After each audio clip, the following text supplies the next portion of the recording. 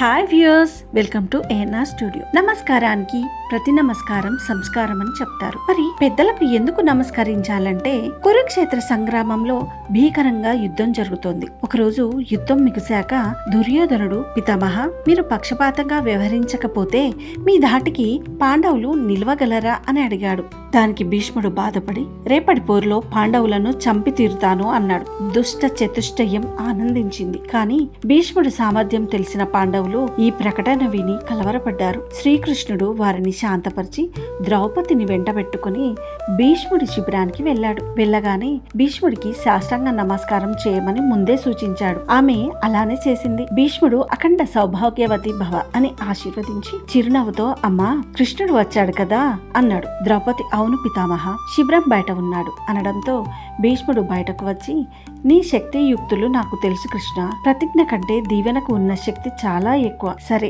నేను పాండవుల జోలికి రాకుండా ఉండేందుకు ఇలా చెయ్యండి అంటూ ఒక మార్గాన్ని సూచించారు. చూసావా, భీష్ముడికి నమస్కరించడం ద్వారా నీ భర్తలు జీవితాన్ని పొందారు. నువ్విలాగే ప్రతిరోజు భీష్మ, ధృతరాష్ట్ర, ద్రోణాచార్యులను తదితర పెద్దలను సదా నమస్కరిస్తుండు అన్నాడు. ద్రౌపది అలాగేనంటూ కృష్ణుడికి నమస్కరించింది. ద్రౌపదిలా దుర్యోధన, దుశ్శాసనుల భార్యలు కూడా పెద్దలకు నమస్కరించి ఉంటే బహుశా కురుక్షేత్ర సంగ్రామం ఆగిపోయి ఉండేదేమో. నమస్కారానికి, పెద్దల ఆశీర్వచనానికి అంతటి మహత్వం ఉంది. అహంకారం వల్లే ఎన్నో అనర్థాలు జరుగుతాయి. పిల్లలు నిత్యం ఇంటి పెద్దలకు నమస్కరించి వారి ఆశీర్వాదం తీసుకుంటే ఎలాంటి ఇబ్బందులు తలెత్తవు. ఆ ఆశీర్వాదం కవచంలా రక్షిస్తుంది. అంతేకాదు, నమస్కారం ప్రేమ, క్రమశిక్షణ, గౌరవం, సంస్కారాలను నేర్పుతుంది. కోపాన్ని తొలగిస్తుంది, కన్నీళ్లను కడిగేస్తుంది, బంధుమిత్రులను దగ్గర చేస్తుంది. నమస్కారానికి ఉన్నటువంటి ఈ ఔన్నత్యం తెలిసింది కదా.